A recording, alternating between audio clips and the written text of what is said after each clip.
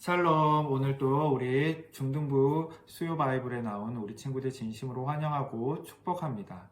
오늘도 주님의 말씀 안에서 감사와 기쁨으로 또 생활할 수 있는 우리가 되었으면 좋겠습니다. 자, 오늘 우리가 함께 나눌 말씀의 제목은요, 규칙적인 기도는 영적인 충전입니다. 라는 제목입니다. 우리 하나님께서 오늘 우리에게 주시는 말씀 본문은요, 다니엘서 6장 10절 말씀이에요. 우리 6장 10절 말씀 화면을 보며 함께 읽어보도록 하겠습니다. 다니엘이 조서에 왕의 도장이 찍힌 것을 알고도 자기 집에 돌아가서는 윗방에 올라가 예루살렘으로 향한 창문을 열고 전에 하던 대로 하루 3번씩 무릎을 꿇고 기도하며 하나님께 감사하였더라. 아멘. 아멘. 이 말씀은 살아계신 하나님의 말씀입니다. 우리 친구들 혹시 종종 큰 마트나 슈퍼에 가서 건전지를 사본 기억이 있습니까? 보통 이마트나 롯데마트 또는 큰 슈퍼에 가면 이 건전지를 여러 개 이렇게 묶음으로 파는 경우들이 있죠. 이럴 때 이 건전지 또 저렴해요. 그래서 그 건전지를 집에 사서 필요한 만큼 쓰고 때로는 집에 이렇게 놓아두는 경우들이 있습니다. 그런데 시간이 꽤 오래 지나서 한 번도 사용하지 않았던 이 건전지가 이제 필요해서 그 건전지를 꺼내서 전자기기에다가 넣었는데 전자기기가 작동하지 않았던 그런 경우들이 종종 발생합니다. 이럴 때 참 당황스럽죠. 나 한 번도 사용하지 않았는데 왜 이 건전지가 되지 않지? 라는 생각이 들기 때문입니다. 그런데 건전지는 사용하지 않더라도 시간이 지나면 어떻게 돼요? 자연스럽게 방전이 됩니다. 이처럼 전기는 꼭 사용하지 않더라도 자연스럽게 없어지기 때문입니다. 자동차를 운행하는 것도 마찬가지죠. 자동차를 운행하지 않고 오래 세워두면요, 배터리가 나가버립니다. 그래서 다시 방전이 된 그 배터리에 전기를 흐르게 하고 전기를 주입해야 다시 차량을 운행할 수 있죠. 우리 친구들이 사용하는 휴대폰도 마찬가지지 않습니까? 휴대폰을 내가 사용하지 않고 그냥 그대로 내버려 두는데 오랫동안 방치해두면 어떻게 돼요? 휴대폰 건전지가 다 방전되어서 자연스럽게 꺼지고 사용하지 못하게 되는 경우도 이와 같은 경우라는 것이죠. 이처럼 전기가 자연스럽게 방전되듯 우리의 영적인 에너지도 이와 비슷하다라는 겁니다. 시간이 지나면요, 우리도 모르는 사이에 우리의 영적인 에너지도 소모되고 또 방전되어진다라는 겁니다. 그래서 예전에 받았던 은혜, 또 예전에 느꼈던 하나님의 사랑, 또 성령의 충만함이 시간이 지나면요, 점점 잊어져 버리고 또 어떻게 돼요? 영적으로 우리가 무디어진다라는 겁니다. 우리가 수련회 가서 막 은혜 받았다가, 그죠? 그것도 시간이 지나면 내가 그때 하나님을 정말 나의 구주로 고백했는데 진짜 내 구주가 맞나? 이런 고민과 의심이 드는 것과 같은 맥락입니다. 그렇게 그리스도인들은요, 영적인 에너지가 고갈되지 않도록 노력을 해야 합니다. 그것이 무엇일까요? 바로 규칙적으로 기도하는 것입니다. 목사님이 과거에 신학대학원을 다닐 때 성령론이라는 수업이 있었습니다. 그때 교수님이 했던 한 말씀이 참 잊혀지지 않고 지금도 기억이 나는데요. 우리의 믿음이라는 것이요, 어떤 것이냐면 우리의 믿음은 평지를 걷는 것이 아니라는 거예요. 우리의 믿음은 비탈길을 오르는 이 경사진 비탈길을 이렇게 올라가는 것과 같다라고 그렇게 말씀을 하셨습니다. 여러분들 비탈길을 오를 때, 경사가 진 비탈길을 오를 때 가만히 있으면 어떻게 될까요? 미끄러운 비탈길에서 우리가 가만히 있으면 어떻게 돼요? 그 자리에 그대로 있나요? 그렇지 않죠. 미끄러져 내려오게 됩니다. 그래서 미끄러운 비탈길을 가기 위해서는 우리가 어떻게 돼요? 우리의 몸을 앞으로 숙이고 또 끊임없이 걸어 나가야 됩니다. 그죠?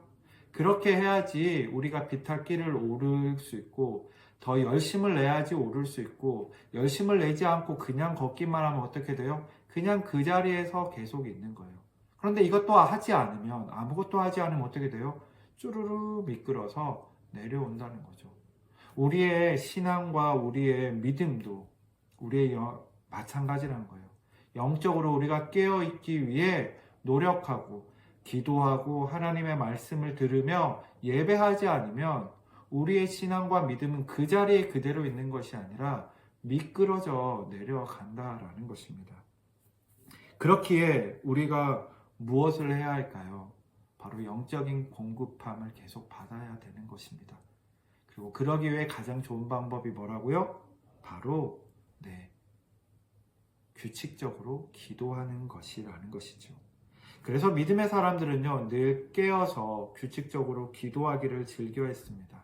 그리고 하나님과 함께 그렇게 살아가기 위해 기도하며 몸부림쳤다라는 것이에요. 오늘 성경 본문에 나오는 다니엘도 그러한 사람이었습니다.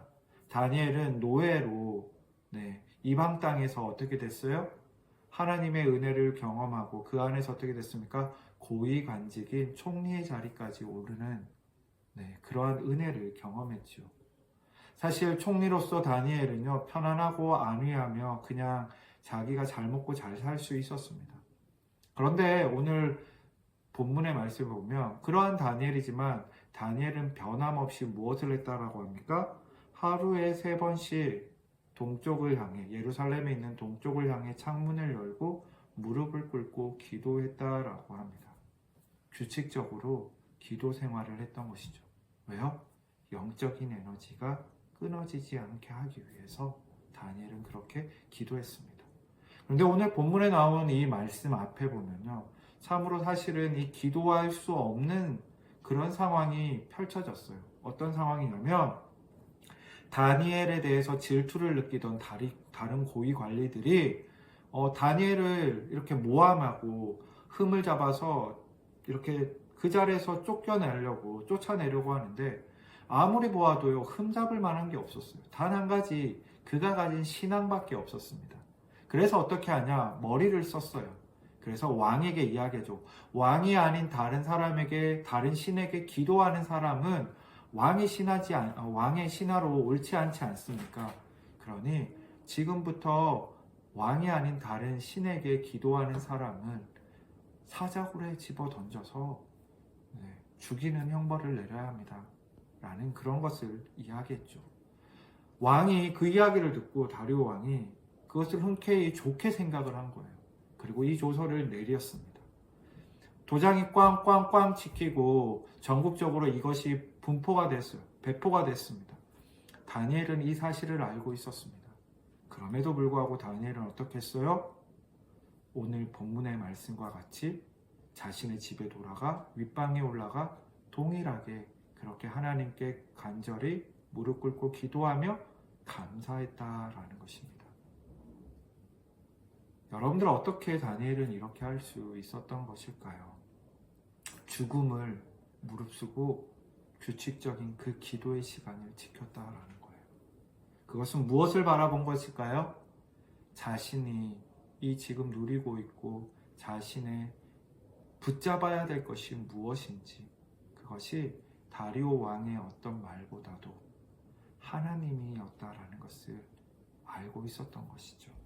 그래서 그는 목숨을 걸고 변함없이 주님 앞에 나와 기도하며 그렇게 자신의 영적인 에너지를 충전시켰다라는 것입니다.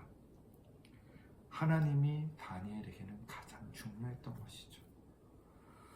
사랑하는 우리 친구들도 기도하는 것을 우리 친구들의 어떤 어려움이나 어떤 힘든 순간에만 응급조치로 기도하는 것이 아니라 평소에도 변함없이 정기적으로 하나님께 기도할 수 있는 그런 사람들이 되었으면 좋겠습니다. 여러분들, 우리가 꾸준히 규칙적으로 기도하고 하나님과 가까이 할 때 우리의 영적인 에너지가 늘 충만해질 수 있어요. 그러면요, 우리 삶에 어떤 어려움이나 순간에 고난이 닥칠지라도 우리가 흔들리지 않고 믿음 안에서 더 힘차게 이겨낼 수 있다라는 것입니다. 다니엘이 그러했고요. 또 믿음의 사람, 기도의 사람이라고 불렸던 에드워드 맥켄지 바운즈라는 분은요, 매일 새벽 4시에 일어나서 3시간씩 반드시 기도했다라고 합니다.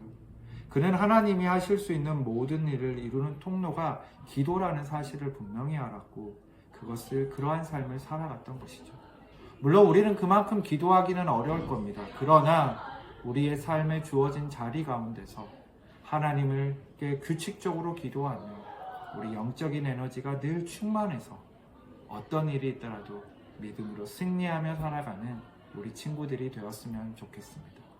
그럼 규칙적인 기도, 아침에 일어나서 기도하고 잠들기 전에 기도하고 식사할 때 기도하고 그 외에도 우리 친구들이 기도 시간을 정해 꼭 기도함으로 하나님과 영적인 충만함, 풍성함을 누릴 수 있는 우리 모든 중등부 친구들 되길 주님의 이름으로 축원합니다.